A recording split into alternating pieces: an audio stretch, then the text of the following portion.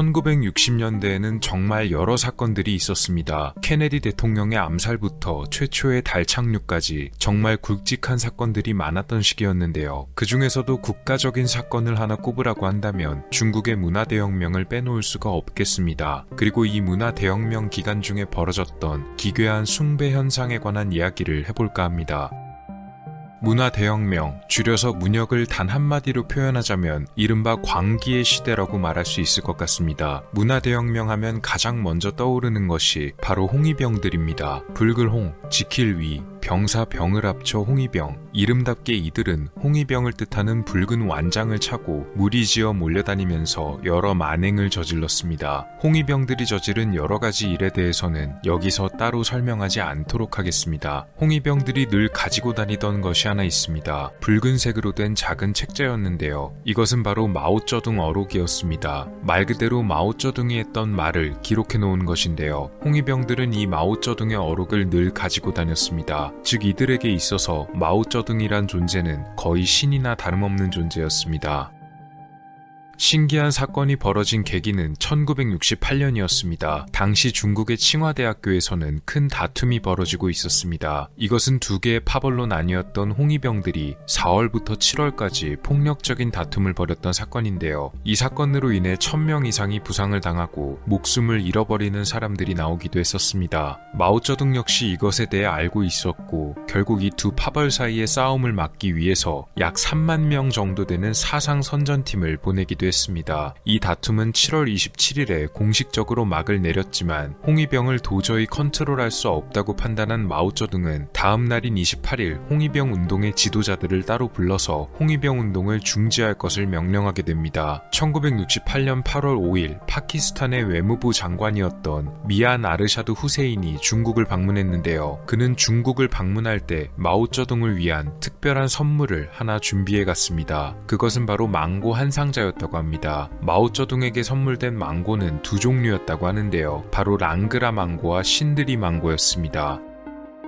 당시에는 망고가 꽤 귀한 과일이었던 모양입니다. 아무래도 그래서 선물로 가져갔던 것이겠죠. 문제는 마오쩌둥이 선물 받은 망고를 그다지 마음에 들어하지 않았다는 것이었습니다. 과일을 선호하지 않는 성향이었을 수도 있고 일부에선 그가 선물 받은 망고를 한번 쳐다보고는 그 뒤엔 손도 대지 않았다고 말하기도 합니다. 어쨌든 선물 받은 망고를 썩힐 수는 없는 법이었는데요. 마오쩌둥은 이 망고를 어떻게 처리할까 하다가 칭화대에 자신이 파견했던 선전팀 노동자들을 떠올렸습니다. 바로 싸움을 중재하기 위해 보냈던 이들이었는데요. 아직 칭화대에서 떠나지 않고 남아있던 이들에게 이 망고를 선물하기로 결정했습니다. 결국 이 망고 한 상자는 마오쩌둥의 특별 지시로 칭화대에 남아있던 선전팀 직원들에게 하사되었습니다. 선전팀 직원들은 당연히 마오쩌둥의 선물에 기뻐했습니다. 앞서 말했듯이 망고는 꽤나 귀한 과일이었는데요. 다른 나라의 높은 관리가 직접 선물한 과일을 하늘과도 같은 존재인 본인이 먹는 대신 노동자를 위해 양보했다는 것이 무척 감동적이었던 모양입니다. 물론 마오쩌둥이 고마움을 표시하기 위한 것도 있었지만 딱히 먹고 싶은 마음이 없어서 보낸 것이나 마찬가지인데 아무튼 해석하기 나름이었던 듯합니다. 선전팀은 자신들만 감동하는 것에 그치지 않았는데요. 선전팀이란 역할에 충실하기 위해서였는지 이 망고를 자신들만 먹는 것이 아닌 중국 전역에 보내 마오쩌둥의 희생정신을 선전하기로 합니다. 그러니까 마오쩌둥이 망고를 자신들에게 보낸 것이 본인이 과일을 먹을 기회를 기꺼이 희생했다는 그런 뜻이었다네요. 하지만 겨우 한 박스밖에 안 되는 망고 몇십 개를 중국 전역의 기관에 나눠주기는 당연히 불가능했습니다. 국리 끝에 이들은 한 가지 방법을 생각해냈는데요. 바로 밀랍으로 교묘하게 망고 모형을 만들어서 여기저기에 나눠주면 되겠다는 아이디어를 낸 것입니다. 당연히 마오쩌둥의 희생이 들어갔다는 문구도 역시 잊지 않고 함께 적어서 보냈다고 하네요.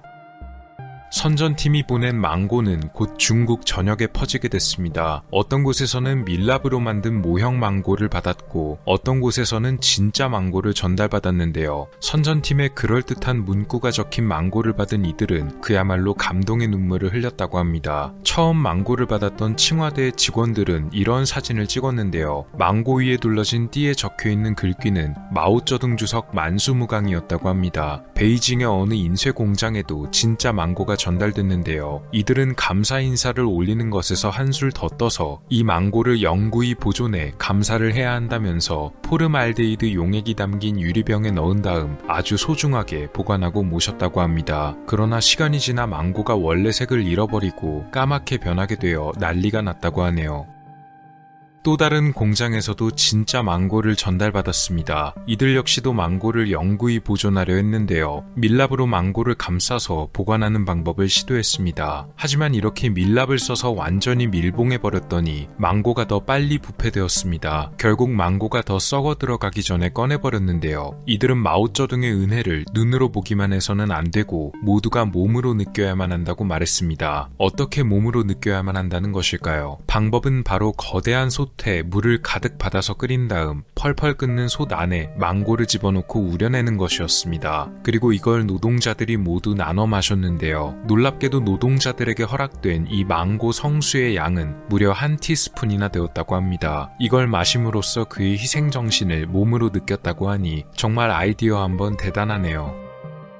모형 망고를 전달받은 곳 역시도 사정은 마찬가지였습니다. 이 모형 망고를 전달받은 어느 마을에서는 모형이 들어간 유리 상자를 소중히 받아들고 모두가 모여 마을 한 바퀴를 도는 환영 행사를 벌이기도 했고 망고를 숭배하지 않으면 반동분자란 혐의를 씌웠습니다. 기록에 따르면 이런 광기에 휩쓸려 희생된 사람도 한 명 있었는데요. 중국 후난성 창사시에 위치한 지역인 푸린에서도 역시 이 망고 숭배가 한창 벌어지고 있던 중이었습니다. 이 마을에 살던 치과의사인 한 광디는 망고를 보고 솔직한 감정을 말했다가 변을 당했는데요. 남들처럼 망고를 찬양하는 말 대신에 고구마처럼 생겼다란 감상을 남겼다가 반동분자로 몰렸고 인민을 실망시켰다란 죄목으로 공개 재판을 받은 뒤 결국 즉결 처형되어 목숨을 잃었다고 합니다. 이런 망고 숭배가 절정에 이른 것은 1968년 10월 1일 천안문 광장에서 열린 국경절 퍼레이드에서였는데요. 보통 이런 퍼레이드에서는 체제 선전을 위해서 여러가지 업적을 공개적으로 참가자들이 치하합니다. 원래는 다른 업적이 준비되어 있었지만 이 망고 숭배가 그 자리를 대체하게 됩니다. 사진을 보시면 가운데에 위치한 모형이 바로 거대한 망고 모형임을 보실 수가 있는데요. 사실상 망고 숭배가 거의 신앙으로 자리 잡게 된 것입니다. 망고 숭배는 이제 종교나 다름없게 되었습니다. 진짜 망고는 가격이 비싸기도 하고 구하기가 어려워서 밀랍으로 만든 모형들이 판매되기도 했는데요. 몇몇 가게에서는 이 모형 망고를 보관하기 위한 특수하게 제작된 유리병을 팔기도 했습니다. 이 유리병에는 마오쩌둥의 사진과 함께 여러가지 슬로건이 적혀있기도 했다네요. 그냥 망고와 상관이 없어도 망고만 들어가면 사람들이 묻지도 따지지도 않고 구매했기 때문에 여러가지 상품이 제작되기도 했습니다. 망고 그림이 들어간 필통부터 시작해서 망고 그림이 있는 머그잔, 망고 그림이 있는 접시와 망고 향이 나는 비누 등 말할 수도 없이 많은 상품들이 제작되었는데요. 이런 기념 메달 세트도 제작되었습니다. 마오쩌둥의 옆모습을 본따 만든 형상이 새겨져 있고 그 아래에 망고가 담긴 접시가 놓여 있습니다. 사람들은 이 메달을 가슴팍에 달고 다니기도 했다는데요. 이제 홍위병들에게 망고는 자신들이 늘 지니고 다니던 마오쩌둥의 어록과도 같은 존재가 되었습니다. 그냥 본인이 먹기는 싫고 해서 보냈던 망고 한 상자가 이렇게 큰 파급력을 불러오게 되었을 거라고는 마오쩌둥 본인도 상상이나 할 수 있었을까요? 하지만 모든 열풍에도 마지막은 있는 법이었습니다. 이런 열기가 예전만큼은 오래가진 않았다고 하는데요. 망고를 욕하거나 떨어뜨리기만 해도 처벌하던 시기가 있었지만 열광하던 사람들도 이젠 시들해지고 말았습니다. 밀랍으로 만들어진 망고 모형은 가끔 전기가 나가면 양초 대신 사용하는 사람들도 있었다네요. 하지만 그럼에도 불구하고 이런 망고 열풍을 굉장히 그리워하던 사람이 있었습니다. 그것은 바로 마오쩌둥의 아내인 장칭이었는데요. 그녀는 다시 한번 망고 열풍을 불러오기를 원했습니다. 왜냐면 이런 망고 숭배가 단순한 숭배에서 끝나지 않고 사람들을 마오쩌둥에게 지속적으로 충성시킬 수 있는 굉장히 효과적인 선전수단이 될 수 있기 때문이었습니다. 1974년 당시 필리핀의 영부인이었던 이멜다 마르코스가 중국을 방문하게 되었는데요. 이때 그녀가 선물로 망고를 한 상자 들고 왔습니다. 망고 열풍을 다시 일으키려던 장칭은 이를 놓치지 않고 이 망고를 다시 한번 노동자들에게 선물하면서 망고 숭배에 불을 붙이려고 했습니다. 이에 그치지 않고 영화까지 하나 제작하게 됩니다. 1976년에 만들어진 망고의 노래란 선전 영화는 장칭이 직접 감독해서 만들어진 영화였는데요. 원래 배우 출신이었기에 영화 연출에도 일가견이 있던 듯합니다. 그런데 딱히 어떤 부분이 망고와 연관이 있는지는 솔직히 잘 모를 것 같은 내용입니다. 아무튼 이렇게 영화까지 제작하며 공을 기울였지만 애석하게도 영화가 개봉하기 전 마오쩌둥이 숨졌습니다. 그러니 망고 숭배 열풍을 다시 불러일으키기엔 그다지 좋은 시기가 아니었던 것으로 보이는데요. 그래도 어쨌든 만들어둔 영화니까 개봉은 해야겠다 싶어서 극장에 내걸게 되었지만 개봉 일주일도 안 되어 감독 장칭이 체포되었습니다. 그리고 자연스레 그녀가 감독한 이 망고의 노래 역시도 유통이 금지되며 전부 상영 취소가 되었다고 하네요. 그렇게 망고 숭배는 종말을 고하게 됐습니다. 문화 대혁명 시기에 벌어진 여러 가지 일들 중에서도 참 황당하고 기묘한 일화가 아닐 수 없습니다. 개인을 숭배하는 것을 넘어서서 개인이 하사한 물건까지도 신격화하는 것은 거대한 사이비 종교처럼 보이기도 하는데요. 그만큼 마오쩌둥이란 인물이 가지는 존재감도 대단하지만 다시 한번 이 시기가 광기의 시대였음을 여러모로 짐작하게 해주는 사건이 아니었나 합니다. 문화 대혁명 시기에 벌어진 망고 숭배 이야기였습니다. 오늘 미스터리 어떠셨나요? 영상을 재밌게 보셨다면 채널에 방문하셔서 더 많은 영상을 시청해보세요. 미스터리 큐브였습니다. 감사합니다.